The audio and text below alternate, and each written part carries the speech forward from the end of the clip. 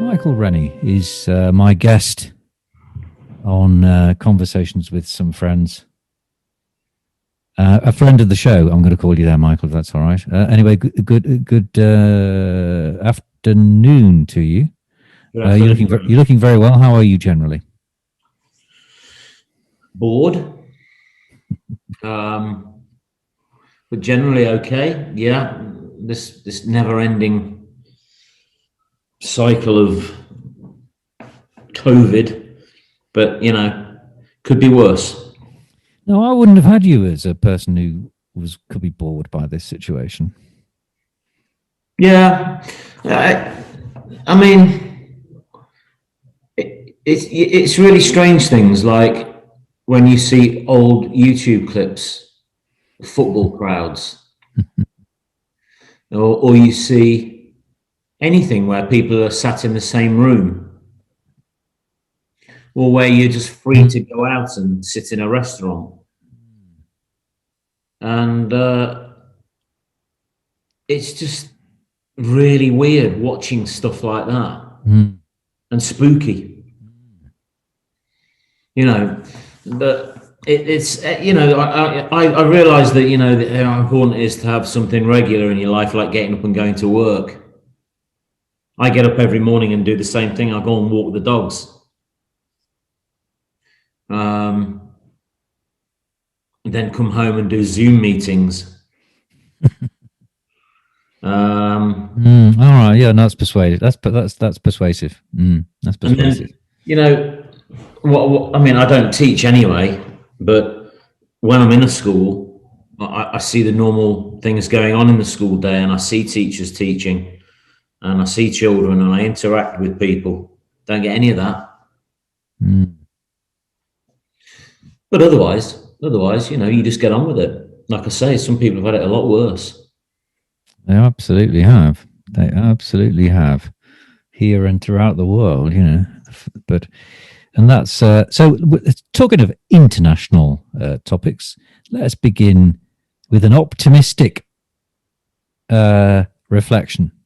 Yeah. The last time we talked, we were still in Trump world. Seems like a different epoch now.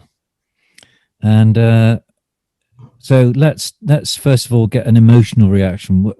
It's like JFK moment. I think it's almost as big as the JFK moment. Where were you when you heard that Georgia and now remind me, it was Georgia, Arizona, Nevada, and then Pennsylvania, of course, and Michigan. I was on the sofa. I watched CNN all day. CNN just runs live all day on, it's one of the Sky channels, and I watched it from about, it must have been about 5 or 6 hours until CNN decided to call it. They were the first to call it. That was on the Saturday. And they called it exactly right. But his lead was so great, and it's amazing how they counted, and you got this running scoreline, and it was just so obvious that he'd won it. And it was a genuinely great moment. Did you feel emotional? A little bit. I thought the world was suddenly a safer place. I think the world has been a very dangerous place. Still is. China's very dangerous. But America, watching the stuff on BBC now on Trump, have you seen that? I've seen a couple of documentaries. Yeah, there's one at the moment. I don't know when the second part is. It's the 3-part the BBC have done. And you've got the views on Trump from other world leaders. And when other world leaders are talking about nuclear war and how close he'd moved us to it. Wow. I thought he was anyway. But what you realize is that how Putin played him like a violin. And he was scared of Putin. Yeah. He was intimidated. Do you think he was scared of what Putin had on him? I don't know. That's possible, But it was his unilateral decision to leave NATO. We're going to leave NATO then, an organisation basically which is an American thing, and of course the other Western leaders were just horrified by it. That was even being entertained by his administration, which I don't think it ever was, but it was certainly being entertained by Trump. And of course, if that happened, who knows what Russia would have thought? You could see him rolling into Hungary, couldn't you? Almost nothing would be a surprise. No, just despotic. I mean, I never saw this thing of, oh, he's got his finger on the nuclear button, because it's just not possible. It doesn't happen like that. But his destabilization of his own country, the division that he's created in his own country, the rampant rise of the right, and some really horrible things, the xenophobic racism and all that sort of stuff, and conspiracy and mistrust, and people have got suddenly got this idea, haven't they, where they can just do what they want, and there's no consequence, which they always have. I think there's a. It sounds a bit patronising to say, but I think there are a constituency of people for whom entitlement has been a watchword, but that has suddenly become, or became, and I think to an extent still is, and you agree, the respectable thing to be. Yeah, I am owed everything by everybody, and I am probably right. Yeah, and there are so many things that are appalling. Let me just take you back one step to that thing about the nuclear button. First, how despicable it is that we're even talking about it. Yeah, from an era where we thought, when Obama, both times Obama won, it really felt like perhaps there is a new chapter opening, didn't it? Yeah. And then we reach a point where I'm actually looking up. This is at mid-December. Actually going on to the internet to look up how does a president start a nuclear war? Yeah. And as you say quite correctly, the process they have to go through. I thought it was quite it was painted as being, he only had to get a suitcase out from under his desk. Yeah. And slam his chubby orange fist down, and there we go. And Threads suddenly becomes tame. Yeah. But it isn't, is it? It's quite an elaborate process of double checking and checking. And now the entitlement thing is really interesting. There's one of those weird Sunday things that I've written about social media that I've tried to. Well, I'd never use Facebook anyway. Twitter, I only ever use it to really see what City's team is. That it tends to come on there first. I don't use Instagram. WhatsApp, I find it deeply annoying, but it's useful. And I suppose you can really be selective as to who you can communicate with on that. It's a glorified version of texting. I wouldn't really call it social media, but I think. As I've said before, I think social media will. I said about 2 years ago, I thought it'd bring about the end of the world. And I'm not joking when I say that. I think it promotes the culture of entitlement. It's given a voice to things that have no business having a voice, none whatsoever. It is enabling people to lie and to spread lies and to destabilize, and eventually that grows into something very big and starts to destabilize entire countries and societies. And I think things can collapse as a result of that. I think Facebook is absolutely shocking. I think it is a disturbing thing, and Twitter to a lesser extent. I think Facebook is the one that really gets me. And there are people who live their life on it. In the same way as you've got people walking around with the mobile phones, They're addicted to these, aren't they? I think I am. You know, I say more and more to Claire, look, I don't use this, please, when you're in the same house as me. Don't text me in the same house. If you want to talk to me, you come and talk to me. I won't respond to you. You know, I haven't got a WhatsApp group with either Helen or Claire. It's like, no, you just talk to me instead. But no, getting back, you know, the entitlement thing, yeah. But that's the world. That's the world. Trump, yeah, him going changed, I think, overnight the way I felt about things, because I was very, very concerned, Graham, about the world. Concerned about this country, this government, concerned about America, concerned about the march of the right. And that election just stopped it dead in its tracks. It just stopped it. And it stopped it from having any power. And then when you saw the Capitol Hill insurrections, you just realized what they really are. You know, those Southern flags and oh my God. Well, the deaths, there were deaths during that. Unbelievable, unbelievable stuff. I think 2 police officers, wasn't it? Was it 2 police officers? No. Died of a heart attack afterwards, and somebody died at the scene, I think. And then you see the Republicans, how many of them refusing to impeach him? I know. Well, I think that's really, really dangerous for the Republican Party. I think they might be unelectable forevermore as a result of that. Do you? I do. I think they might well be the minority party for a long time now because of that. Well, I said let's get. I mean, I do feel very optimistic about it, and I'd like to agree with you on that, because the scenario I tried to pan out for my daughter was this, because she's lived most of her childhood under the shadow of most of her, childhood during which she had a reasonable grasp of the world was under Donald Trump.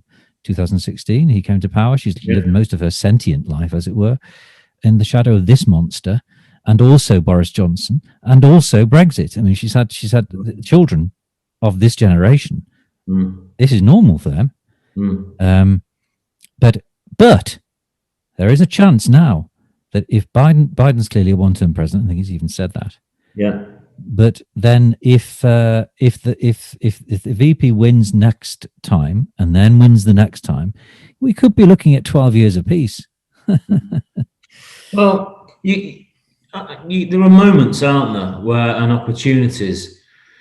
Do you remember when there was a hung parliament? Yes. Yeah. Quite liked it. Yeah, a few elections ago. Well, I despised it because of what Clegg did. No, not that hung parliament. The one we've just come out of. Right. I meant the one where Clegg decided to become a Tory. Yes, the pact or whatever it was called. Yeah, I mean coalition. Yeah, the coalition. There was an opportunity. Then I remember talking to my dad about it. I said, "Look, all Labour and the Liberals have got to do here is say, right, let's have our own coalition, and we will have proportional representation going forward as an electoral system, which is what the Liberals have always wanted. And at a stroke, they would have guaranteed this country never having a Tory government ever again. The Tories would never rule this country ever again. And it was a one-time opportunity, a great, great moment that could have been. And if that had happened, we'd not have had Brexit. And it was lost because Clegg decided that the Tories were where he wanted to lay his support. And ironically, given what you've just been saying, where is Clegg now? Yeah, well, quite. Facebook presentational chief or something? Something like that. Absolutely incredible. Yeah, there we go.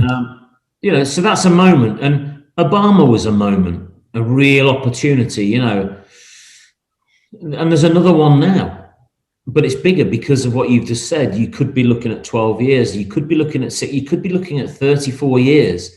without a Republican Party, because the Republican Party has damned itself, I think, has absolutely damned itself by not impeaching the president, their president, after that insurrection. And that is political capital that can be used by the Democrats forevermore. At risk of having it recorded that I once again sound patronizing, do the 73 million voters for Trump care?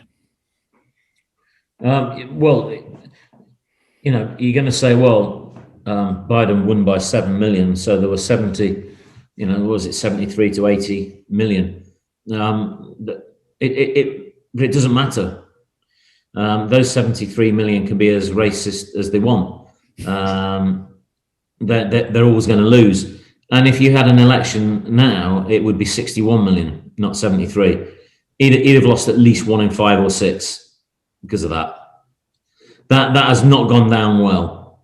You know, we only see the tip of the iceberg of the news feed, whatever we're allowed to see, whatever narrative people want to put out. But I watch CNN because I think it's balanced. And there's a lot of people on the soft right of American politics who are shocked by it. And like I say, it's not 73 million. It could be 40 million for all we know.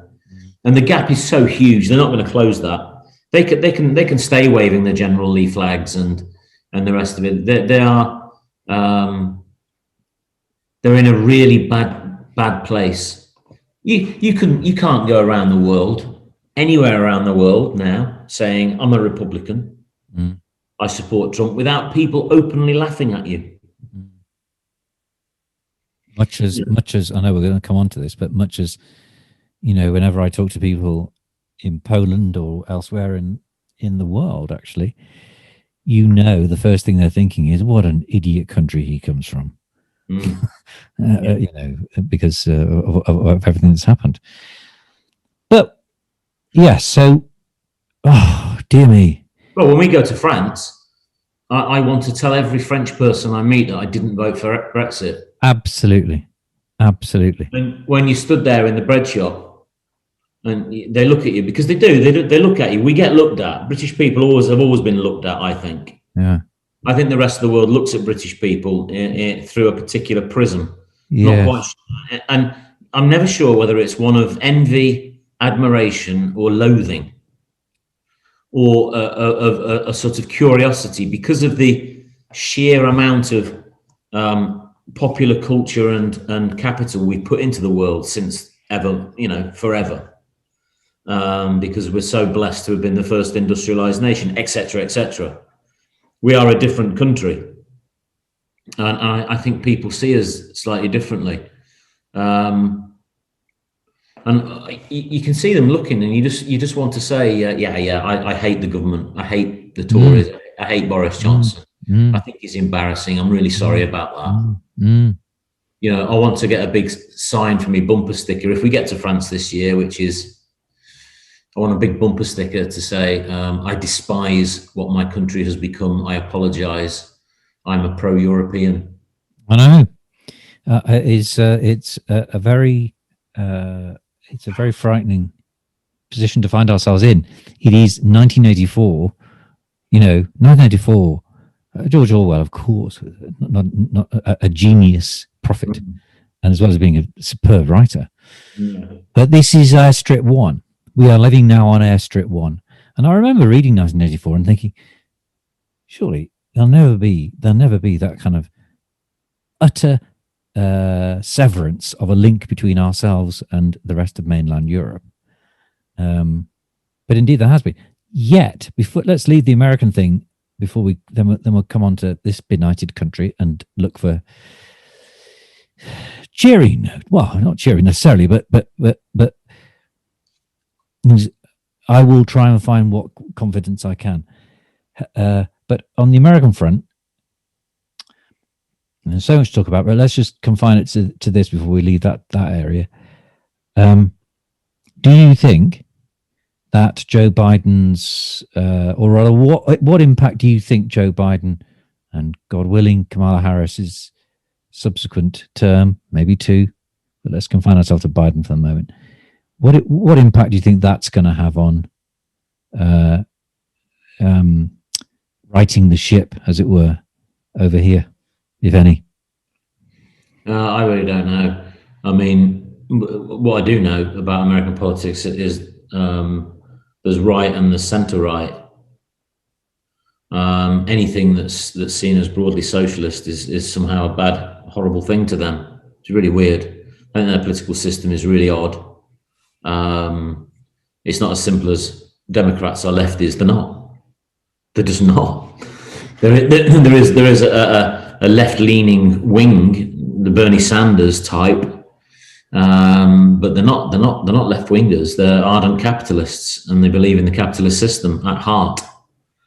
Kamala Harris, I think, is horrible. I really find her smugness to be disturbing. Biden, I always liked Joe Biden when he was vice president, but he's an administrator, isn't he? And a politician who likes to play politics in Washington. So you know, it's for me, it's a bit like, well, anybody but Trump, really. I don't have a particular attachment to Joe Biden or Kamala Harris, but it's not Trump, and that'll do. You know, that will do. The effect over here, it's difficult to say. Biden is absolutely no supporter of the UK. We know that. No, or rather, no supporter of Boris Johnson. No, the effect on this country, I don't know. I think we're in so much trouble. It's scary in this country. So much trouble. The only hope we've got is honestly, look, you know, I'm an economist. I'm reasonably well educated. I really don't know what the hell is going to happen, Graham, or where the hell we are, other than on some sort of raft on some sort of ocean, increasingly lost, increasingly far from the safety of the mothership. It's the full effect of Brexit is a truly terrifying prospect for me. And how anybody still clings to this notion that it was a good idea, because day by day, you know, the fishing industry is ruined, isn't it? Incredible, isn't it? Absolutely incredible. Which is almost the flagship prejudice of it masked a deep-seated and truthful racism that really was at the bottom of the Brexit thing. They put out front and center a supposed belief that the fishing industry was what it was all about, and our waters and all of that absolute cobblers, you know, which can be unpicked, you know, within 2 seconds. Anybody who can read, you know, a full-length Ladybird book. But it was their thing. It was their thing. Well, the guy who brokered all that, Gove. When was the last time you saw him? I try to avoid any occurrence of him in the media because he makes me feel physically ill. Yes. But in terms of, I know what you mean. Well, he's not at all. But he's disappeared, Graham. I mean, in the last since the news came out that the shellfish industry is now over, he has completely disappeared from the publicity machine of the government. And they do this when there's a bit of bad news. That person is then told to keep their head down for 2 or 3 weeks. So he's nowhere to be seen. I don't think he's got that much control over those. I'd like to use the word buffoons, but that makes them sound almost kind of friendly and likable, lovable clowns. But really, they are so far from being that. So far from being that. Priti Patel is the most ferocious danger to Mm. civil liberties in this country that I can remember in my life. I can't remember a Home Secretary about whom I've actually felt afraid. Mm. Not because I think she's devilishly clever or Machiavellian in that sense, but she is a blunt hammer in a way. In a surgeon's in an operating theatre, she's a blunt hammer, Yeah. and Well, only wants to see blood. Yeah, well, they have a real difficulty empathising with anybody. This government. She was the woman, wasn't she? The woman who actually thought, I should say politician rather than woman. I should say that, I suppose. But wasn't she the politician who suggested seriously wave machines in the channel to deter the migrants, actually generating waves, a tide that would push the refugees back to France? Didn't she suggest that? Did I dream that? I don't know. That rings a bell. I mean, I know she was the woman who said that criminals need to be afraid. Yes.